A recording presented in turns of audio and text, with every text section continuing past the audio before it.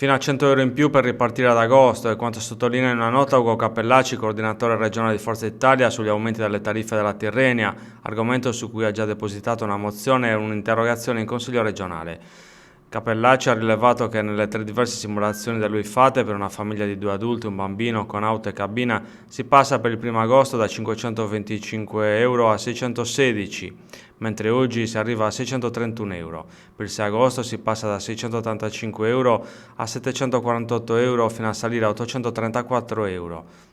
mentre per il 13 agosto si passa da 574 euro a 584 agli odierni 591. Ci troviamo, sottolinea l'esponente di Forza Italia, davanti a una situazione verificabile da chiunque, dopo la nostra vittoria storica davanti alla Corte Costituzionale con la sentenza che ha stabilito che la Sardegna deve partecipare alle decisioni in materia, occorre rivedere radicalmente la Convenzione.